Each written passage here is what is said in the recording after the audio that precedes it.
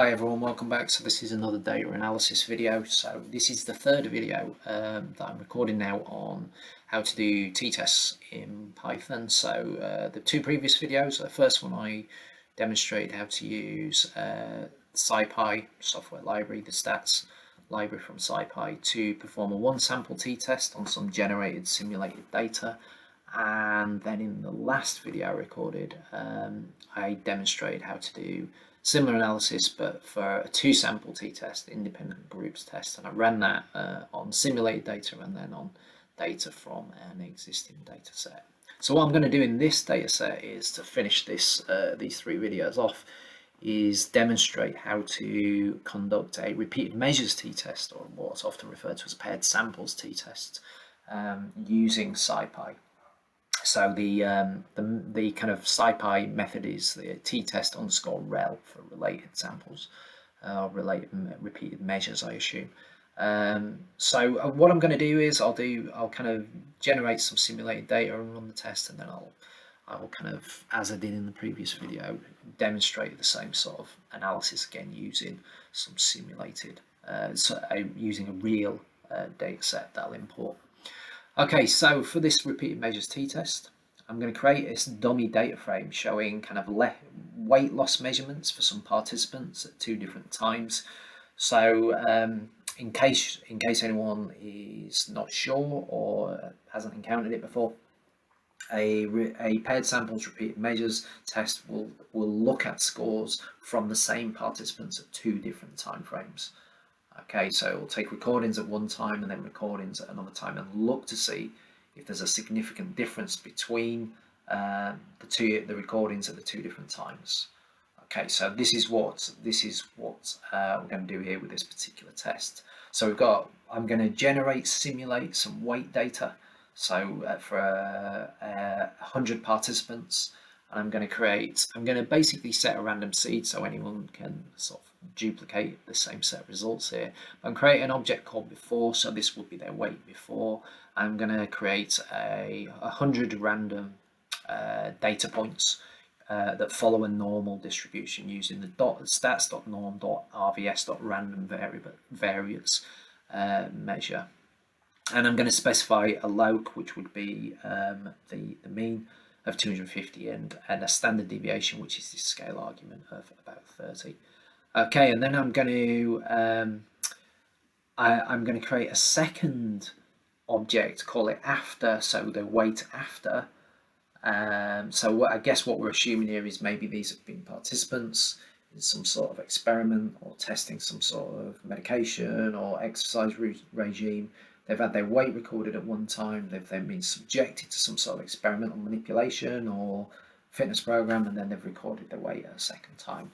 And after is the second time, obviously. And all I'm going to do is I'm going to take the 100 data point values from before and then just add some random values to it so the weight is different.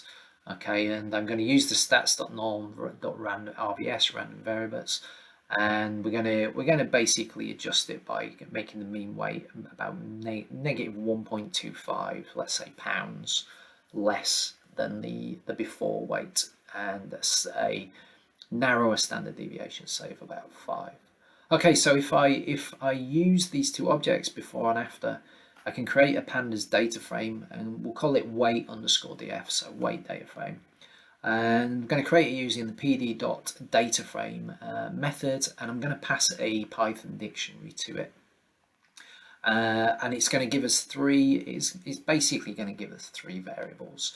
I'm going to pass to the dictionary a key value for each of the variables. The key is going to be the string object here, such as this one, which is the name of the variable, and it's going the value is going to be the data that is going to be associated with that label, that variable label. So weight before is going to be our first variable, and that's going to consist of the data values we generated called before. Weight after is the second one. It's going to consist of the data values we generated and saved as the after object, and then we'll create a third variable, weight change, and that's going to be the difference between the two, after minus before. So if I if I call that data frame object and use the describe method, what that will do is give us a nice kind of 7-8 number summary with a load of descriptive statistics. So we can see mean weight. We asked for the mean weight to be around 250 for weight before when we create this before object, and it is about that. It's not exactly that because it's randomly simulated data. Okay. Weight after, we asked it to be about 1.25 pounds lighter or kilos lighter. I'm assuming this is pounds, to be quite heavy if you're 250 kilos. And then you can see that's just below 249.115, so it's roughly about a pound, I guess, less than weight before. And you can see the mean weight change is about negative 1.23. We asked for it to be about 1.25. Okay, so we see standard deviations as well, some other useful descriptives there. Okay, so that's our data that we're going to use, this made up data that we're going to use for a related repeated measures t-test. Okay, so what we want to know is, based on this, mean weight before is higher than mean weight after. So participants seem to have lost weight, but is that a statistically significant change in weight? Have they lost significantly? Is the difference in weight significant, statistically significant at the alpha criterion level, for the convention for statistical significance in kind of lots of social science subjects such as psychology, p is equal to or less than 0.05. Okay, so let's run this t-test, and it's, as you saw in the previous videos, we called stats.t-test, and one of them was one samp. For the independent t-test, it was underscore in for independent, and this is underscore rel for related samples. Okay, and what we see is we get a t statistic of 2.57, and we get a p-value of 0.01. Okay, so what that is telling us is that there is a statistically significant difference between the weight of our participants before and after.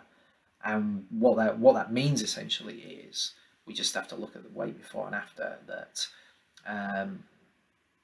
that weight was statistically significantly lower after whatever the intervention was, the weight program, the diet program, whatever it is, than before.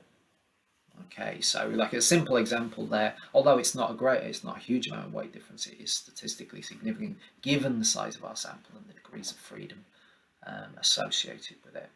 Okay, so that's some made up data, and that's as you saw with the previous two ways to run t-tests, it's quite simple. I'll do the same thing again though, but on an existing data set. Okay, so what I'm going to do is import an existing data set which is called test score progress.csv. So it's saved as like a spreadsheet, as a kind of separate value file on my laptop. I'm going to import it and save it as an object called pandas data frame object called test_score. I'm going to import using the pandas pd.read_csv method.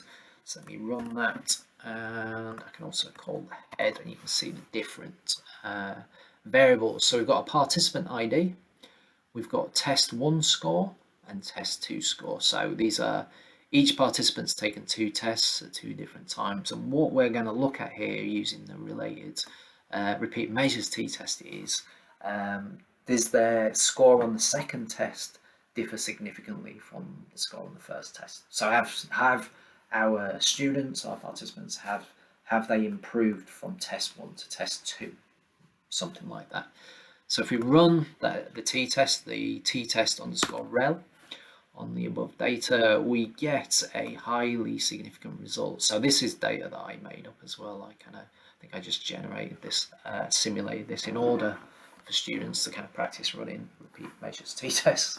And what we get is a t statistic of 23.73, so like a very large t value, and a p value of much less than 0.001. So it's 1.60 times e to the negative 28. So we'd have to move this decimal place 28 places to the left, so it's very close to zero. It's never going to be exactly zero, but it's a very small significance. So what we're seeing here is there is a significant difference between scores in test 2 compared to test 1, and it's highly significant. But what we want to know to interpret what that means is what the mean scores are for each of those tests.